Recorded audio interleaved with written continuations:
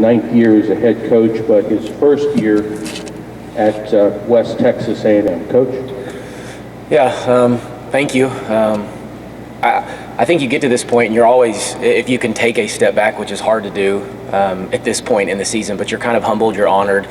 I think you can really understand how hard it is to get here and how special you have to be in both teams. I mean, to get to this point in the season, it's remarkable, and you have to go through so many ups and downs to get to this point. So, you know, I know from that standpoint, we are humbled and honored, but at the same time, I think we're still hungry. We've started at a completely different spot than these guys. To my left is obviously a new coach, some older kids, some kids that were hungry, bought into what we were trying to sell, as I say, last April when I got the job, and went in and met with them and gave them this vision and asked them to buy in. And, you know, did we know that we could completely be sitting here, you know, last April? I'd probably be lying if I said yes, or that we maybe talked about it briefly, but that wasn't necessarily the end goal at that time. But when we met back in August, we gave them a binder on the back of it. It had a little roadmap to Erie, Pennsylvania, and you know, we've asked them a couple times who's been to Erie, and nobody had raised their hand, so that was kind of the destination for us, was Erie, Pennsylvania.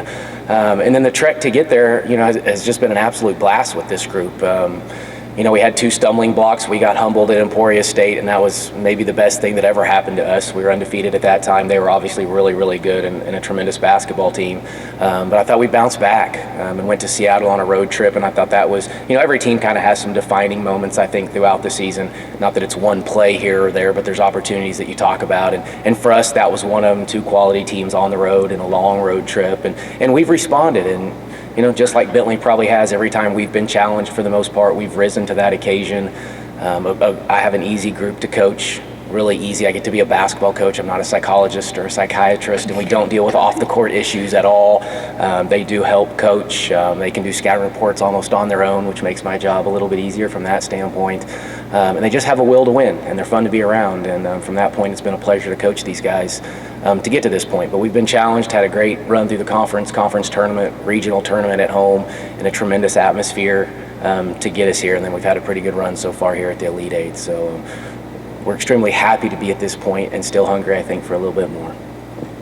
Thank you, Coach. Coach, you answered part of what I was going to ask you in my question. So let me go this way. West Texas A&M is in a small town, Canyon, Texas, 13,000. We talked about your recruiting in that area. You've got 3 on your roster from Canyon, which speaks to the quality of high school girls basketball in your area of the state. Yeah, I mean, the majority of our roster comes from about a 3-hour radius of our campus. Somewhere in through there. Sean's a Dallas girl. I was from Dallas originally. You know, but mostly a Texas roster, mostly a Panhandle mixed in with a few kids outside. But yeah, it's a luxury, I guess. You know, of course, I didn't recruit the majority of these kids, just recruited a few. You know, I guess really one of them came with me, and she's the one from Australia. It's the one that came with me. Most of them were either there or going to come.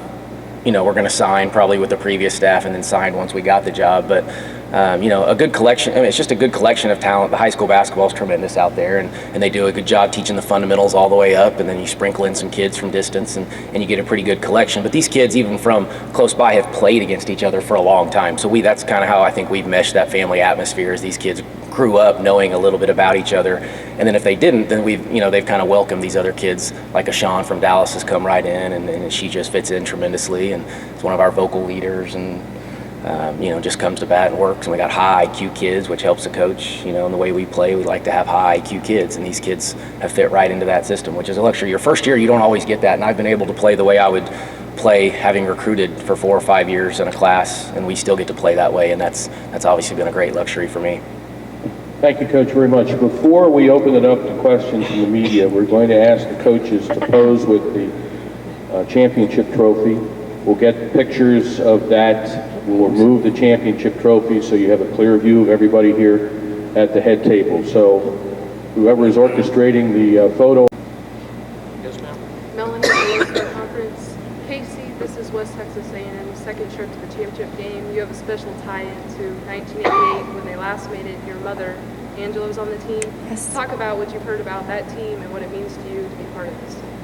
Absolutely, it's really special. I mean, it's been awesome just to be able to have her encouragement and experiences and things through her opportunity to play in this game. Unfortunately, they lost.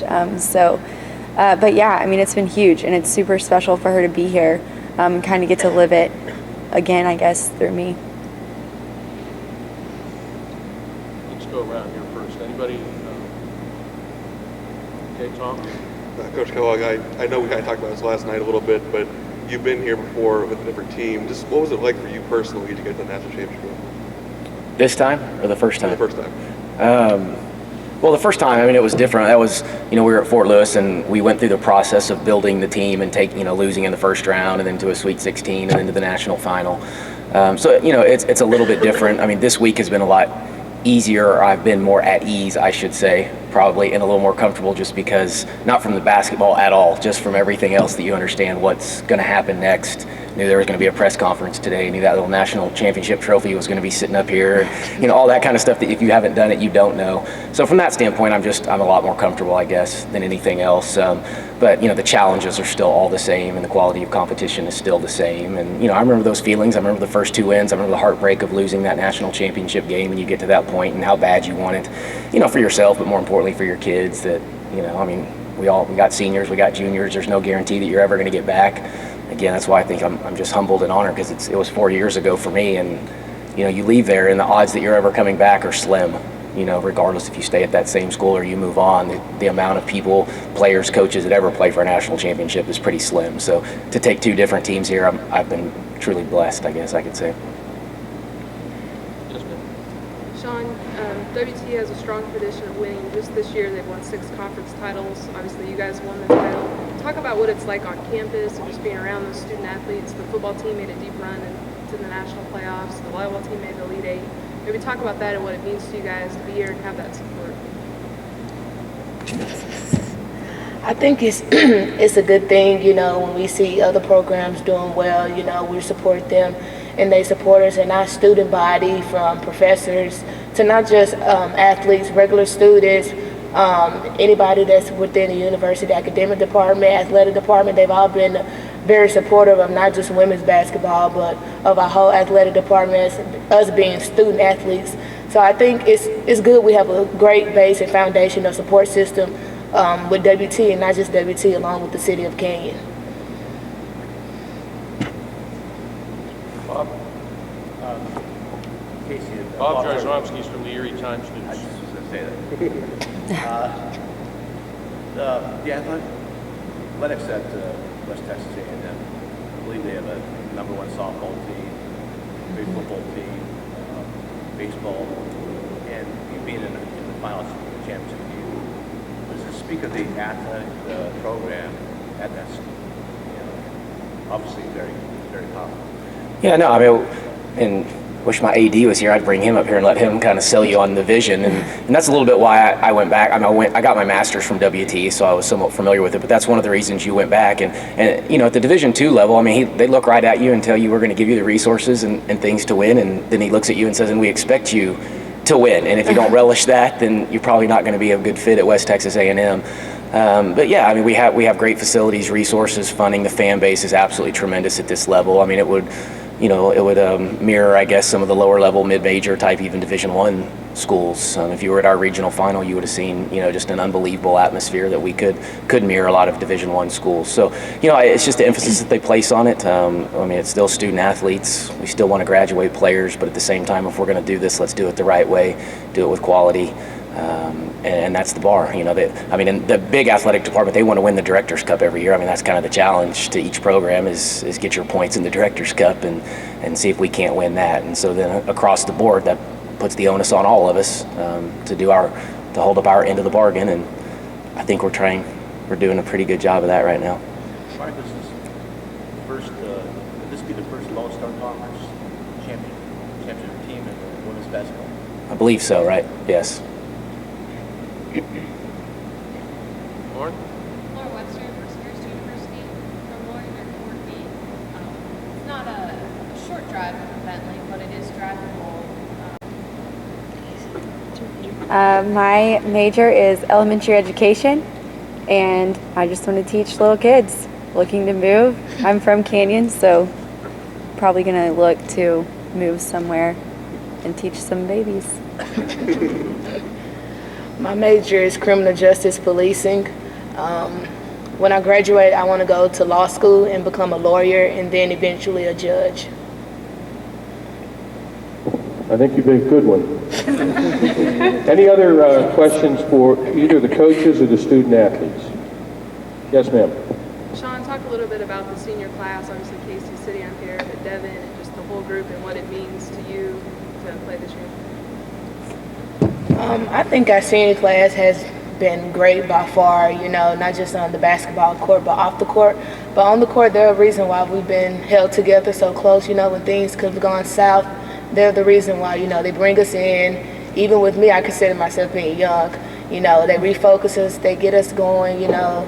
If we don't quite agree with coach, they're the ones to step in and say, hey, we need to do this, we need to do that. And they've just been a great part, and it would mean the world to win this for them being here for 4 years, and what a great way to go out. And even if we didn't win, it still has been a tremendous year. Me 3 years playing with all 5 of them. And Casey, talk a little bit about your career and, you know, having Coach Kellogg come in this year and just the way it's ended up. Yeah, I've never been through a coaching change in my life until this last year. So, I mean, there was lots of different emotions. Had a lot of respect and a great relationship with the past staff, but we were excited. I mean, we knew a lot. We might have researched a little bit when we knew that Coach Kellogg was getting the job or had heard word. And so we were excited and just ready for a new opportunity. We knew he had a lot of success. And so there was never a doubt. And even from the beginning, he just came in and laid down goals and was straight up and real with us. And we respected that a lot. Anybody else with a question for either the coaches or student athletes? Yes. Chip Dyfel, I'm with the ABC affiliate here. This is for Coach Stevens. Coach, just your thoughts on being here and the long road that it took to